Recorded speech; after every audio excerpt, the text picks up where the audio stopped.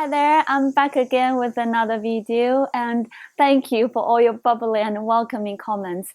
I can't reply to all of them, but I do read each and every one and breathe in the energy, so thank you. Let me start today by asking this. If you were going to pay attention, catch yourself, how often would you say to yourself, quietly within of course, things like, I'm so lazy, I shouldn't have done that. I'm just horrible. Not a rare thing, I believe. The reason I say that is the reason why I so wanted to bring this message to you today. In fact, this might only serve as a prelude to this giant topic of loving ourselves.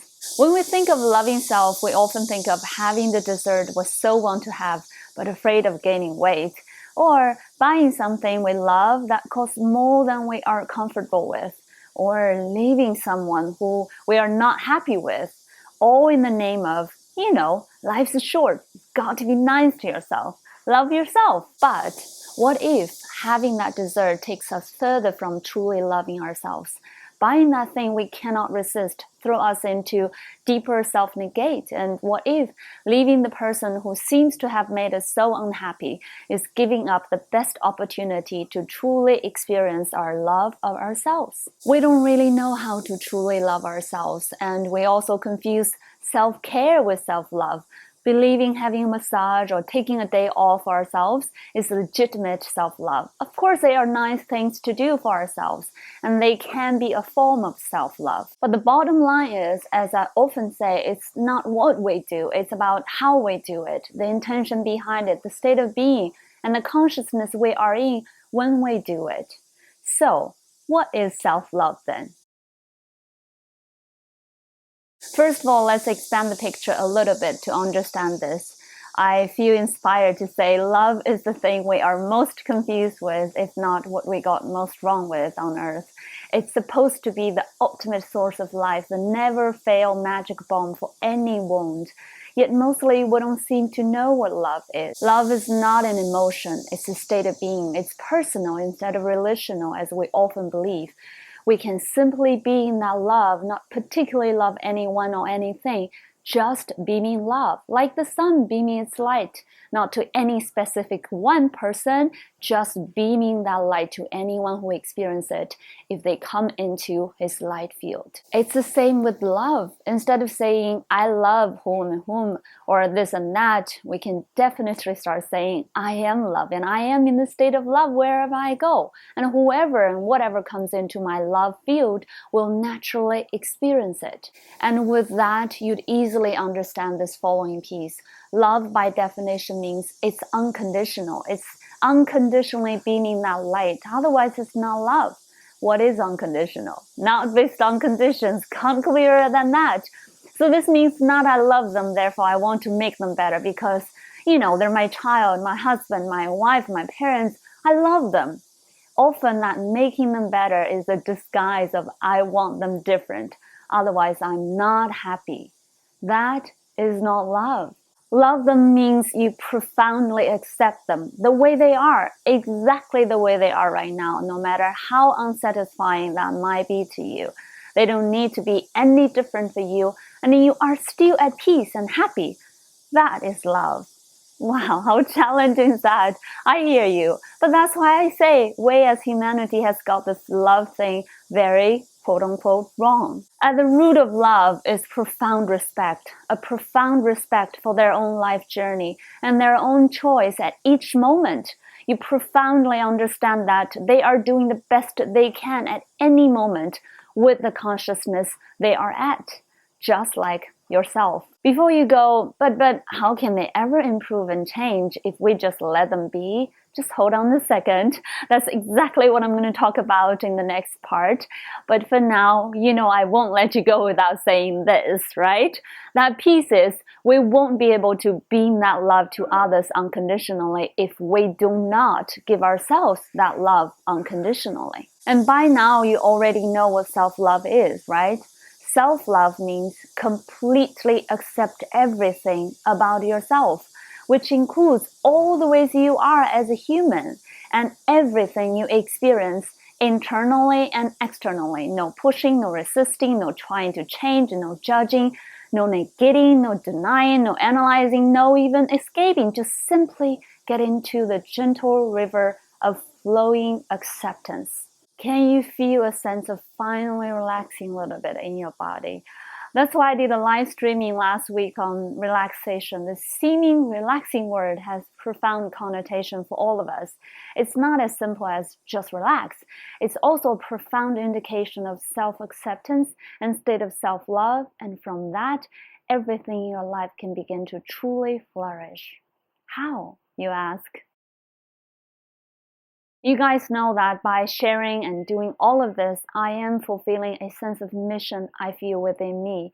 That mission is to, through my own exploration, realization, and consciousness evolution, and inevitably my own experiences, guide all of you into this new mode of life and creating on earth. I call it effortless thriving. And the essence of effortless thriving lies in the natural flowing of energy through you. Meaning you are in a state of relaxed acceptance.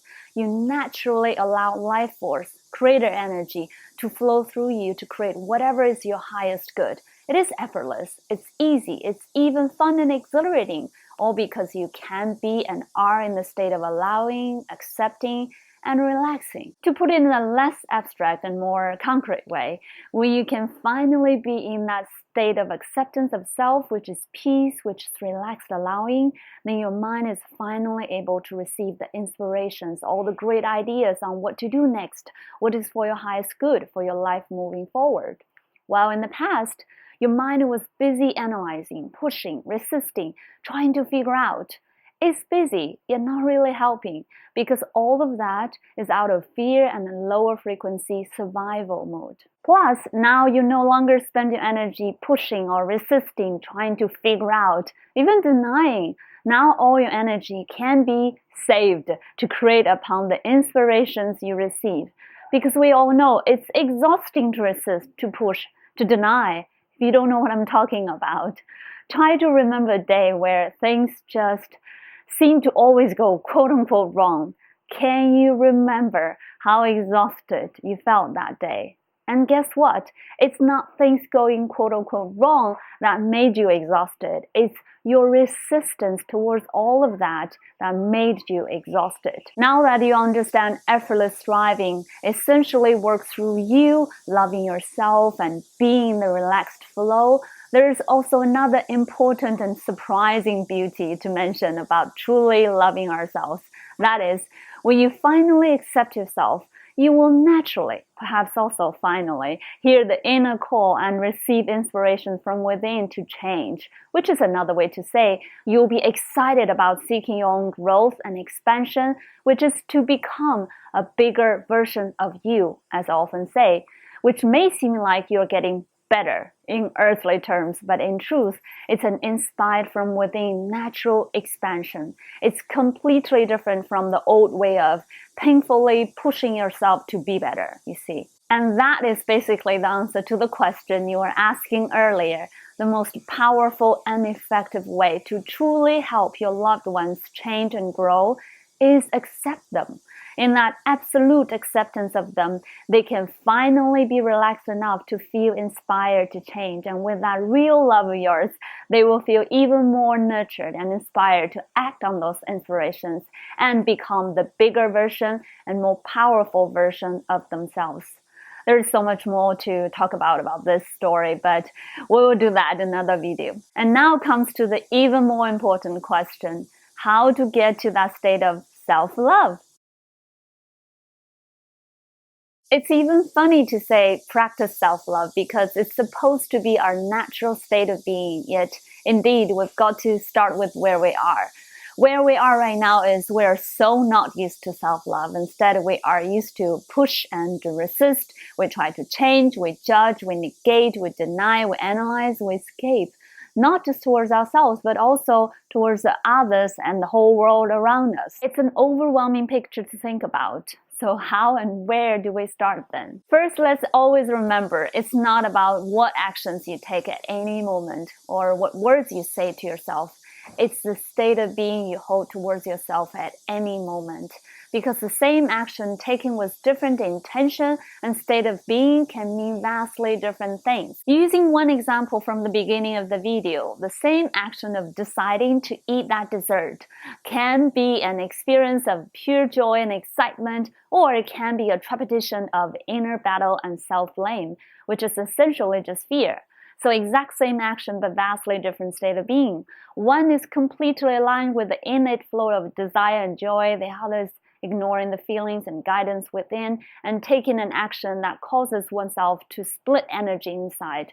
That is not self-love. What I'm getting at is, which is the second step, pay great attention to your emotions. I know I've said this about a million times, but it is crucial that we know what our emotions are about and what to do with them. They are guidance for us to know what feels right, what feels not, and therefore what to do, because they are clues and signs for us to know where we have inner healing to do. You perhaps don't know, having that piece of cake may seem innocent enough to many people who feel excitement to enjoy it.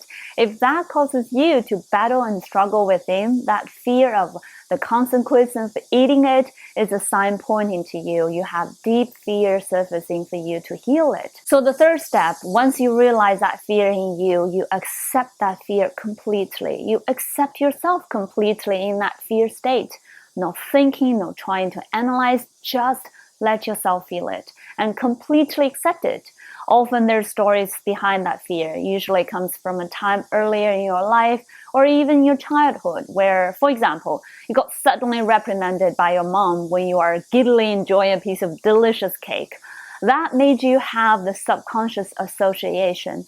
Eating delicious cake means I will be badly treated. Essentially, I will not be loved. So whenever you have the cake, you would feel this irrational fear. Can you see? We have so many of these big and small incidents happening to us through our earlier times that we can all call them trauma. In truth, they are just energy distortions or distorted impressions of experiences. At the root of them all is a strong, uncomfortable feeling that didn't get to be properly processed and balanced right on the spot. And that distorted energy pattern can then begin to project or create experiences in our outside world as we grow up. I've loved using the analogy of a tender boiled egg. Imagine the baby is born pure and clean, no distortion, no fears, no limiting thoughts whatsoever. But once born into this realm, everything starts to imprint on that beautiful, smooth surface, including the social conditioning quietly imprinted through the parents' thinking and feelings, and let alone some of the quote-unquote harsh experiences that cause strong, uncomfortable feelings, as small as the example of eating a cake while accidentally being scolded by the mother. So all of the patterns and scars, you could say, begin to form the blueprint on the surface of the egg. And remember, as a consciousness being we are, at the center of the egg is the light, the consciousness, the energy pulsation. So we always pulse out energy through the surface blueprint. And guess what?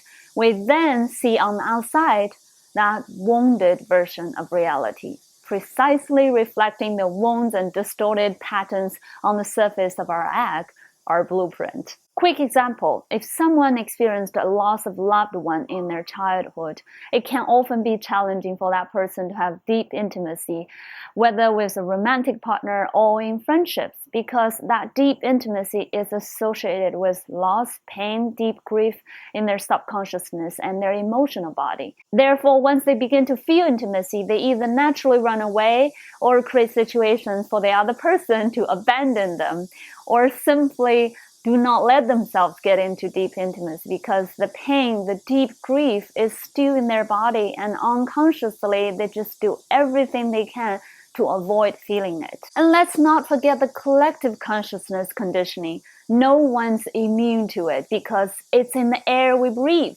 meaning we're soaked in the collective consciousness once we are born, since that pure smooth egg.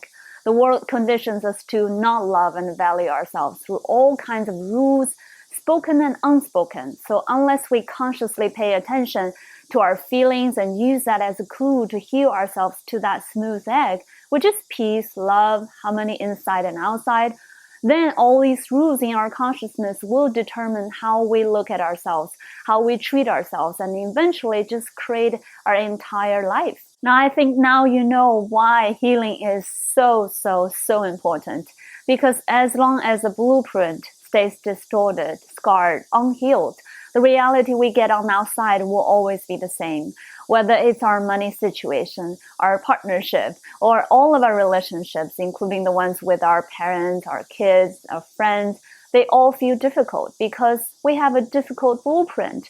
And once we heal the blueprint, the outside reality will naturally shift. This is a huge piece. That's why I created the Learning to Heal Oneself course starting in September, but for now only in Chinese, and it will be in English in the future and will be announced once my schedule is allowed. To pick up the third step, feel that uncomfortable emotion. Accept that feeling, which is essentially just accept all of yourself completely. And then do what feels exciting to you, what gives you joy. And maybe you want to eat that cake. Maybe not anymore. That way you use each and every opportunity to heal the inner wound or distorted energy within, which is essentially you love yourself completely back to healing, balance, and harmony. Now you see the full picture. To heal is to love yourself. To love yourself is to heal. The pathway to healing is fundamentally a total acceptance of whatever you are feeling at each and every moment. And in that acceptance, feel it even more and accept even more. If you just remember one thing from this video, make it that very last part, then you'll be naturally spiraling up on your journey of healing, which is to say, clear your energy, raise your energy frequency, then you will be well into effortless thriving. As you heal, you are lighter. As you heal, your inner light shines brighter. As you heal, you literally help light up the world. That is what we are all doing here. Consciously, unconsciously, your healing is massively contributing to the whole.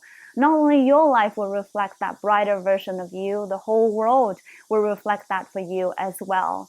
So happy healing, happy shining, everyone.